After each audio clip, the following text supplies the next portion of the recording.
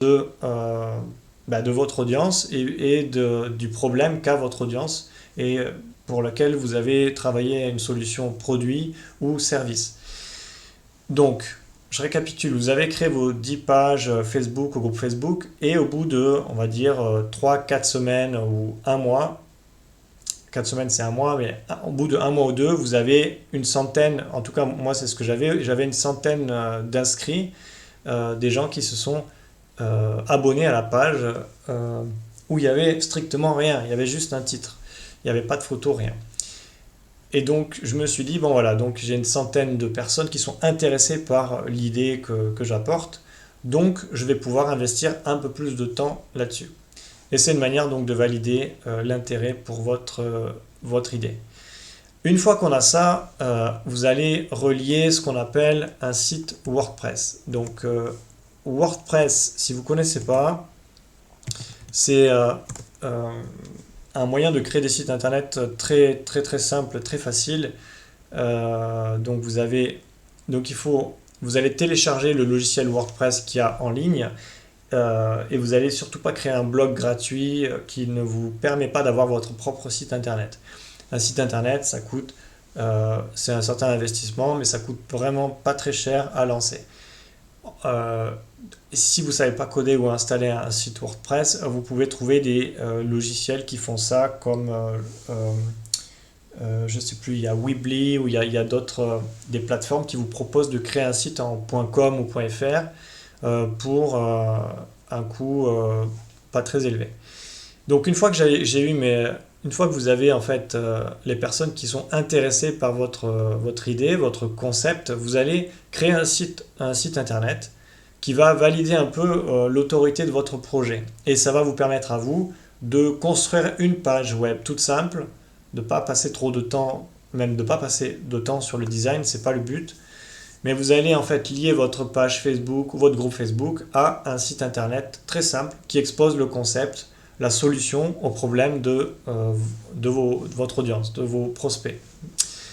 Voilà, donc là je vous recommande de ne pas publier d'articles, de pas travailler le design, de ne pas mettre de photos et tout, parce que ce que vous voulez encore, c'est pas... vous voulez les données brutes du marché. Les données brutes du marché, typiquement, c'est si quelqu'un a un vrai problème. Peu importe le design, peu importe à quoi va ressembler la solution que vous proposez, si vous proposez une solution qui va résoudre son problème, il va tester. Et donc typiquement, nous, ce qu'on veut, c'est tester donc l'intérêt de l'audience à votre solution. Et après, derrière, ça va être tester le taux d'inscription et tester le taux de conversion, les gens qui vont payer pour votre solution. Donc, une fois que vous avez votre site internet, du coup, vous allez mettre un bouton ou deux boutons en fonction du type d'utilisateur que vous ciblez, si vous en avez un, deux ou plus.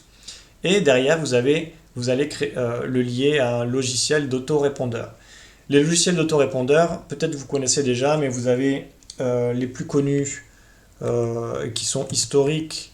Vous avez aweber.com, aweber.com qui fait partie des moins chers et des plus... Alors, je vais peut-être pas montrer mon compte.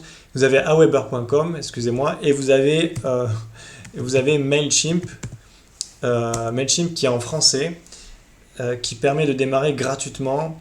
Donc, je vous recommande de tester avec Mailchimp parce qu'ils ont une offre totalement gratuite. Et c'est comme ça que j'avais démarré.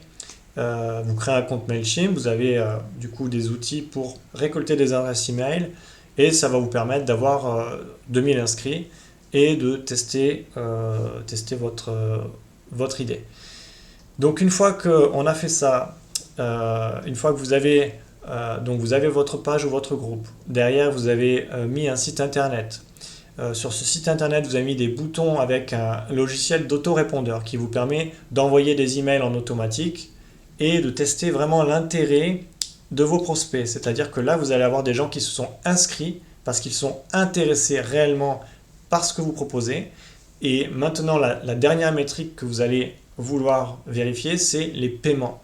Parce que vous ne pouvez pas lancer un business sans que vos clients payent. Tout simplement parce que ce qui maintient un business, ce sont les flux financiers. C'est l'argent qui rentre dans votre boîte. C'est pour ça qu'on appelle ça une boîte. Vous avez l'argent qui rentre et puis l'argent qui sort. Et ce qui permet de faire vivre une entreprise, c'est en fait c'est l'argent. C'est comme ça.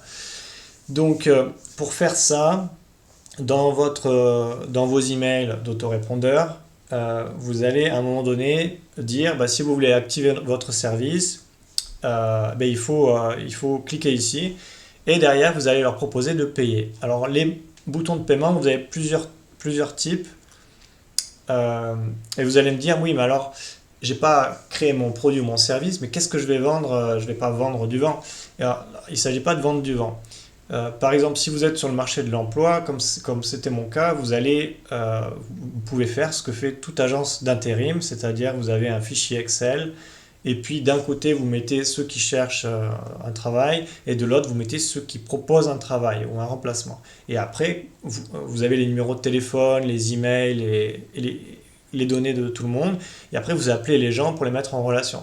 Donc ça vous permet de démarrer sans rien. Vous avez juste besoin d'un fichier Excel. Vous n'avez pas besoin de Microsoft Excel. Vous téléchargez LibreOffice ou OpenOffice et typiquement vous avez besoin de rien.